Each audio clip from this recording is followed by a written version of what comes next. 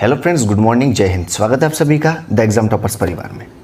आज हम चर्चा करने वाले हैं भारतीय बैंकिंग के साथ साथ बजट और वेट से रिलेटेड कुछ महत्वपूर्ण वन लाइनर फैक्टर्स के बारे में, जो कि रेलवे, एनटीपीसी और ग्रुप डी के लिए बहुत ही महत्वपूर्ण है। साथ ही साथ जितनी भी अन्य प्रतियोगी परीक्षाएं हैं जो विभिन्न राज्यों में आयोजित होती हैं, उन सभी के लिए भी बहुत ही महत्वपूर्ण है, क्योंकि अक्सर इनमें से कई क्वेश्चन ऐसे रहते हैं जो हमें हर बार देखने को मिलते ही हैं। तो आगे बढ़ने से पहले यदि आपने चैनल को सब्सक्राइब नहीं किया है तो सब्सक्राइब कर बेल आइकन को प्रेस कर लें, ताकि आपको लेटेस्ट वीडियोस की नोटिफिकेशन सबसे पहले मिल सकें। तो हम शुरू करते हैं पहले भारतीय बैंकिंग से।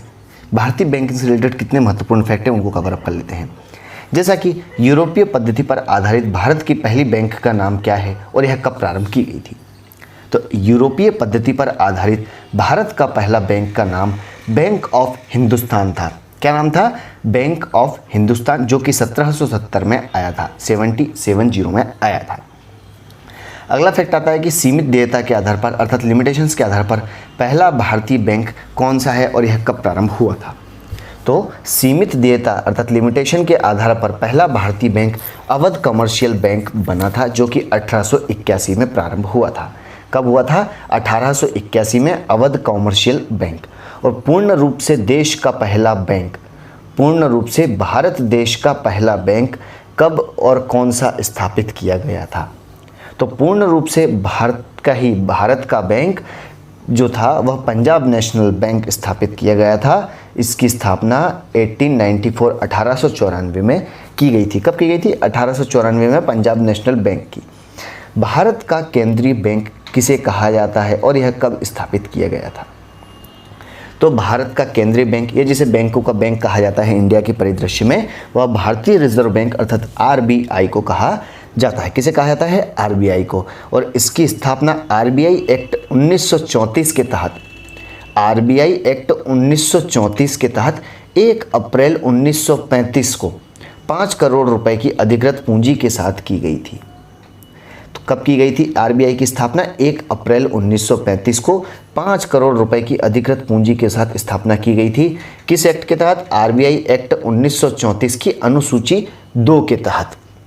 और हाल ही में इसके गवर्नर कौन है? तो हमें आरबीआई के गवर्नर भी याद रखना है। आरबीआई के गवर्नर कौन है? शक्तिकांत दास। अगला फैक्ट है भारतीय रिजर्व बैंक का मुख्यालय कहाँ है और इसका राष्ट्रीयकरण कब किया गया था? तो भारतीय रिजर्व बैंक अर्थात आरबीआई का मुख्यालय कहाँ है? महाराष्ट्र के मुंबई में है। और इसका राष्ट्रीयकरण अर्थात नेशनलाइजेशन कब किया गया था? तो यह 1 जनवरी 1949 को किया गया था, आरबीआई का राष्ट्रीयकरण। भारत का सबसे बड़ा सरकार का बैंकर तथा बैंकों का बैंक किसे कहा जाता है? तो किसे कहा जाता है? अभी हमने बात की है भारतीय रिजर्व बैंक को बैंकों का बैंक या भारत का सबसे बड़ा बैंक और सरकार का बैंकर भी इसे कहा जाता है। और बैंक या भारत में वित्तीय वर्ष का प्रारंभ कब से कब तक होता है? तो वित्तीय वर्ष 1 जुलाई से लेकर 30 जून तक होता है। रिजर्व बैंक के प्रथम गवर्नर का नाम क्या है? तो जब रिजर्व बैंक के हम प्रथम गवर्नर की बात कर रहे हैं तो यहाँ पर अन्य फैक्ट, प्रथम भारतीय गवर्नर और पहली महिला डिप्टी गवर्नर के बारे में भी चर्चा करते हैं। तो रिजर्व बैंक के पहले गवर्नर कौन थे? तो पहले गवर्नर का नाम है ओसबॉर्न स्मिथ। क्या नाम है? ओसबॉर्न स्मिथ, जो कि रिजर्व बैंक के पहले गवर्नर थे। और प्रथम भारतीय गवर्नर कौन है? तो प्रथम भारतीय गवर्नर है सीडी देशमुख। क्या नाम है? सीडी देशमुख। वहीं प्रथम महिला डिप्टी गवर्नर केजी उदेशी हैं। क्या नाम है इनका? केजी उदेशी। केंद्रीय बैंकिंग जांच समिति की स्थापना कब की गई थी? केंद्रीय बैंकिंग जांच समिति की स्थापना 1931 में की गई थी। 1921 में 3 प्रेसिडेंसी को मिलाकर किस बैंक की स्थापना की गई थी? 1921 में 3 प्रेसिडेंसी बैंकों को मिलाकर किस बैंक की स्थापना की गई थी? इंपीरियल बैंक की। तो इस क्वेश्चन को किस अन्य तरीके से पूछा जा सकता है कि इंपीरियल बैंक की स्थापना कब की गई थी? 1921 में। इंपीरियल बैंक की स्थापना कितनी बैंकों का विलय या मर्ज करके की गई थी? तो 3 प्रेसिडेंसी बैंकों को मिलाकर इसकी स्थापना की गई थी। 1 जुलाई 1955 जुलाई 1955 को इंपीरियल बैंक का आंशिक रूप से राष्ट्रीयकरण कर इसका ही नाम परिवर्तित कर भारतीय स्टेट बैंक रख दिया गया था। इंपीरियल बैंक का ही नया नाम क्या है? भारतीय स्टेट बैंक, जिसे स्टेट बैंक ऑफ इंडिया या एसबीआई के नाम से जाना जाता है। और यह किसकी अनुशंसा पर? तो यह गोरेवाला अनुशंसा की कमेटी के आधार पर इसका नामकरण किया गया था। भारत का सबसे बड़ा व्यवसायिक अर्थात कमर्शियल बैंक कौन सा है? तो भारत का सबसे बड़ा कमर्शियल बैंक कौन सा है? स्टेट बैंक ऑफ इंडिया, जिसे एसबीआई कहा जाता है। 19 जुलाई 1969 19 जुलाई 1969 को पहली बार 14 बड़े व्यापारिक बैंकों जिनकी जमाएं 50 करोड़ रुपए से अधिक की होती हैं वे व्यापारिक बैंकें कहलाती हैं। कितनी? जिनकी जमा पूंजी 50 करोड़ रुपए से अधिक की होती है वे व्यापारिक बैंकें कहलाती हैं। तो पहली बार 14 बड़े व्यापारिक बैंकों का राष्ट्रीयकरण किया गया था 19 जुलाई 1969 को। वहीं 15 अप्रैल 1980 को दूसरी बार 6 बड़े व्यापारिक बैंक, कौन से? अब यहाँ पर बड़े व्यापारिक बैंकों की बात हो रही है तो इसमें आते हैं जिनकी जमाएं 200 करोड़ रुपए से अधिक थी। कितनी? 200 करोड़ रुपए से अधिक थी। ऐसी 6 बैंकों का राष्ट्रीयकरण किया गया था 15 अप्रैल 1980 को। भारत में बैंकों के राष्ट्रीयकरण की संस्तुति पहली बार किस समिति ने की थी और किस शासनकाल में या किसके सरकार के दौरान की गई थी? तो भारत में बैंकों के राष्ट्रीयकरण अर्थात नेशनलाइजेशन का जो कार्य हुआ था यह इंदिरा गांधी के समय किसकी संस्तुति? तो हजारी समिति के सिफारिशों के आधार पर किया गया था। बैंकों के राष्ट्रीयकरण के समय आरबीआई के गवर्नर कौन थे? तो बैंकों के नेशनलाइजेशन के समय एल.के. झा साहब आरबीआई के गवर्नर थे। और वर्तमान में राष्ट्रीयकृत बैंकों की संख्या कितनी है? तो वर्तमान में राष्ट्रीयकृत बैंकों की संख्या 20 है। देश का पहला क्षेत्रीय ग्रामीण बैंक कब स्थापित किया गया था? देश का पहला क्षेत्रीय ग्रामीण बैंक कब स्थापित किया गया था? 2 अक्टूबर 1975 1975 को स्थापित किया गया था। 2 अप्रैल 1994 को स्थापित यूटीआई बैंक का नाम बदलकर क्या कर दिया गया था? 2 अप्रैल 1994 को स्थापित यूटीआई बैंक का ही नाम बदलकर 30 जुलाई 2007 से एक्सिस बैंक लिमिटेड कर दिया गया था। एक्सिस बैंक का पुराना नाम क्या है? UTI bank. देश में सर्वाधिक किस बैंक की शाखाएं हैं? सबसे ज़्यादा शाखाएं किस बैंक की हैं पूरे देश में? तो स्टेट बैंक ऑफ इंडिया की हैं। भारतीय स्टेट बैंक की सर्वाधिक शाखाएं किस देश में हैं? तो भारतीय स्टेट बैंक की सर्वाधिक शाखाएं यूके में तथा भारतीय बैंक बैंक ऑफ बड़ौदा की सर्वाधिक शाखाएं विदेशों में हैं। देश का पहला भारतीय महिला बैंक कब और कहां स्थापित किया गया था? तो देश का पहला भारतीय महिला बैंक जिसका मुख्यालय दिल्ली में है, इसकी स्थापना 19 नवंबर 2013 को मुंबई में की गई थी। 19 नवंबर 2013 को मुंबई में पहली बार स्थापित किया गया था देश का पहला भारतीय महिला बैंक जिसका मुख्यालय दिल्ली में है। और इसकी पहली महिला प्रबंध निदेशक या पहली प्रबंध निदेशक किसे बनाया गया था? तो इसकी पहली प्रबंध निदेशक उषा अनंत सुब्रमण्यम को बनाया गया था। बैंकों में ग्राहक सेवा सुधार से संबंधित समिति का नाम क्या है? बैंकों में ग्राहक सेवा सुधार से संबंधित समिति का नाम क्या है? गोईपुरिया समिति। गोईपुरिया समिति के सिफारिशों के आधार पर ही ग्राहक सेवा सुधार से संबंधित कार्य किए गए थे। पहला म्यूचुअल फंड का नाम क्या है? पहले म्यूचुअल फंड का नाम क्या है? तो पहला म्यूचुअल फंड है US 64। US 64 देश का पहला म्यूचुअल फंड है। अब हम बात करते हैं बजट तथा वेट अर्थात जो वेट टैक्स लगता है उसके बारे में, ना कि आपके वजन की बात कर रहे हैं। तो इनसे रिलेटेड जितने भी क्वेश्चन बनते हैं उन सभी को भी कवर अप कर लेते हैं। बजट जैसा कि हम सभी को पता है कि हर साल पेश किया जाता है संसद भवन में। तो बजट शब्द कहाँ से आया है? तो बजट शब्द फ्रेंच शब्द के बुजेट से बना है जिसका अर्थ होता है चमड़े का थैला। क्या अर्थ होता है? चमड़े का थैला। सबसे पहले बजट शब्द का प्रयोग कहाँ किया गया था? तो सबसे पहले बजट 1803 में बजट शब्द का प्रयोग फ्रांस में आय व्यय के प्रारंभ में किया गया था। आय व्यय के रूप में प्रारंभ किया गया था फ्रांस में 1803 में बजट शब्द का प्रयोग। बजट का प्रारंभ किस देश से माना जाता है? तो बजट का प्रारंभ किस देश से माना जाता है? इंग्लैंड से माना जाता है। वहीं भारत में बजट पद्धति का संस्थापक एवं जन्मदाता किसे कहा जाता है? अब यहाँ भारत के परिदृश्य की बात करें तो भारत में बजट पद्धति का संस्थापक एवं जन्मदाता जेम्स विल्सन को कहा जाता है या माना जाता है। किसे? जेम्स विल्सन को भारत में बजट पद्धति का जन्मदाता एवं संस्थापक कहा जाता है। बजट किस सूची के अंतर्गत आता है?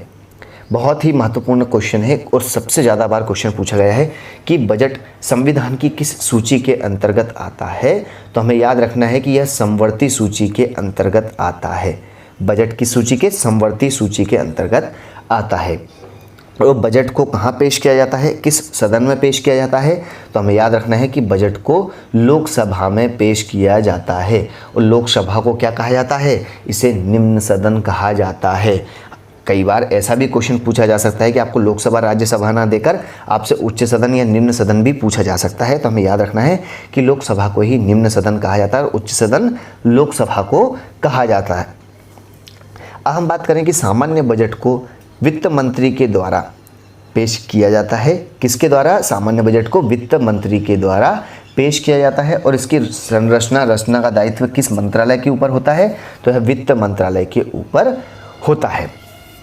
वहीं रेल बजट को सामान्य बजट से अलग किस समिति के आधार पर या सिफारिशों पर और कब किया गया था? तो क्या पूछा जा रहा है आपसे कि रेल बजट को सामान्य बजट से अलग किस समिति के? तो एक वर्ष समिति की आधार पर, उसकी सिफारिशों के आधार पर 1924-1925 में किया गया था। वहीं स्वतंत्र भारत का पहला बजट कब पेश किया गया था और किसने पेश किया था? तो स्वतंत्र भारत का पहला बजट 26 नवंबर 1947 को R.K. षणमुगम चेट्टी ने किया था। किसने? R.K. षणमुगम चेट्टी ने 26 नवंबर 1947 को स्वतंत्र भारत का पहला बजट पेश किया था। वहीं जॉन मथाई को वर्ष 1950 में गणतंत्र भारत का पहला बजट पेश करने का गौरव प्राप्त हुआ है। गणतंत्र भारत का पहला बजट कब और किसने पेश किया था? तो जॉन मथाई साहब ने वर्ष 1950 में पेश किया था। भारत में सबसे अधिक समय तक या सबसे ज़्यादा बार बजट पेश करने वाले व्यक्ति कौन है? भारत में सबसे ज़्यादा बार बजट पेश करने वाले व्यक्ति कौन है? मोरारजी देसाई, जिन्होंने 10 बार बजट को पेश किया था। भारत सरकार के बजट के आंकड़ों में कुल व्यय और कुल प्राप्तियों के बीच का अंतर किस नाम से जाना जाता है या क्या कहा जाता है या क्या कहलाता है? तो भारत सरकार के बजट के आंकड़ों में कुल व्यय और कुल प्राप्ति के बीच के अंतर को ही बजटीय घाटा कहा जाता है। बजटीय घाटा किसे कहा जाता है? कुल व्यय और कुल प्राप्ति के बीच का अंतर बजटीय घाटा कहलाता है। आउटकम बजट पहली बार किसने और कब पेश किया था? आउटकम बजट कब? पहली बार 25 अगस्त 2005 को पी चिदम्बरम ने प्रस्तुत किया था। शून्य आधारित बजट किसे कहा जाता है? शून्य आधारित बजट का अर्थ क्या होता है? तो प्रत्येक बार या हर बार बिल्कुल नए सिरे से बजट को तैयार करना शून्य आधारित बजट कहलाता है। और भारत में शून्य आधारित बजट सर्वप्रथम किसने और कब पेश किया था? तो भारत में शून्य आधारित बजट सर्वप्रथम राजीव गांधी ने वर्ष 1987-88 में पेश किया था। बजट पूर्व आर्थिक समीक्षा केवल किस सदन में पेश किया जाता है? तो बजट के पूर्व आर्थिक समीक्षा केवल लोकसभा में पेश की जाती है, राज्यसभा में नहीं की जाती है। संविधान का अनुच्छेद 112 में वार्षिक वित्तीय विवरण अर्थात बजट को तैयार करने का उल्लेख किया गया है। तो संविधान के किस अनुच्छेद में बजट अर्थात वार्षिक वित्तीय विवरण को पेश करने का उल्लेख किया गया है? तो यह अनुच्छेद 112 में किया गया है। राज्य सरकारों की बजट के संबंध में व्यवस्था अनुच्छेद यह संविधान के किस अनुच्छेद में की गई है? तो राज्य सरकारों की बजट के संबंध में व्यवस्था भारतीय संविधान के अनुच्छेद 202 में की गई है। भारत में वेट अर्थात वैल्यू एडेड टैक्स जो कि अप्रत्यक्ष कर श्रेणी में आता था, जिसे अब समाप्त कर दिया गया है। तो इसकी संस्थापना या संस्तुति या किसकी सिफारिशों के आधार पर या किस समिति ने इसको प्रारंभ किया था? तो भारत में वैट की जो संस्तुति थी यह वर्ष 1976 में लक्ष्मीकांत झा की समिति के आधार पर यह समिति ने इसकी सिफारिशें की थीं। वैट का संबंध किस कर से होता है? तो वैट का संबंध बिक्री कर या जिसे व्यापार कर कहा जाता है उससे होता है। और विश्व में VAT tax, value added tax या जिसे मूल्य वर्धित कर भी कहा जाता है, सर्वप्रथम लागू करने वाला देश कौन सा है? तो विश्व में वैट टैक्स लागू करने वाला पहला देश फ्रांस है, जहां 1954 में इसे प्रारंभ किया गया था।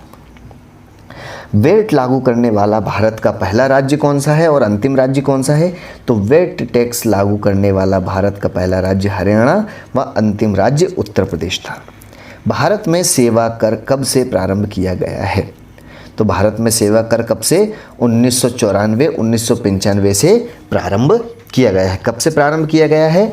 तो यह 1994-1995 से प्रारंभ किया गया है।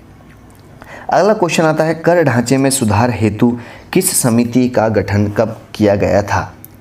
तो भारत में कर ढांचे में सुधार के लिए किस समिति का गठन और कब किया गया था? तो कर ढांचे में सुधार के लिए सुझाव देने के लिए चलैया समिति, किस समिति का? चलैया समिति का गठन किया गया था। और यह कब? अगस्त 1991 में, 1991 अगस्त में किया गया था। चलैया समिति का गठन किसके लिए किया गया था? तो कर ढांचे में सुधार के लिए किया गया था। नेक्स्ट आता है कि जीएसटी, सबसे महत्वपूर्ण फैक्ट आता है अब हमारा जीएसटी। जीएसटी जिसका पूरा नाम होता है गुड्स एंड सर्विस टैक्स, यह पूरे देश में कब लागू किया गया था? तो गुड्स एंड सर्विस टैक्स, इसे हिंदी में वस्तु एवं सेवा कर कहा जाता है। यह पूरे भारत में 1 जुलाई 2017 से लागू किया गया था। कब से? 1 जुलाई 2017 से। और यह किस श्रेणी के अंतर्गत आता है? तो यह अप्रत्यक्ष कर व्यवस्था के अंतर्गत आता है, जिसे सरकार व कुछ कई प्रसिद्ध अर्थशास्त्रियों ने इसे स्वतंत्रता के पश्चात सबसे बड़ा आर्थिक सुधार भी बताया है। और भारतीय संविधान में इस कर व्यवस्था को लागू करने के लिए संशोधन भी किया गया था। तो यह थे कुछ महत्वपूर्ण फैक्ट जिनके बारे में हमने चर्चा करी है, जो कि अक्सर परीक्षा में हमें देखने को मिलते हैं। तो मिलते हैं नेक्स्ट वीडियो में, तब तक के लिए घर पर रहें, खुश रहें, स्वस्थ रहें। Thanks for watching. जय हिंद।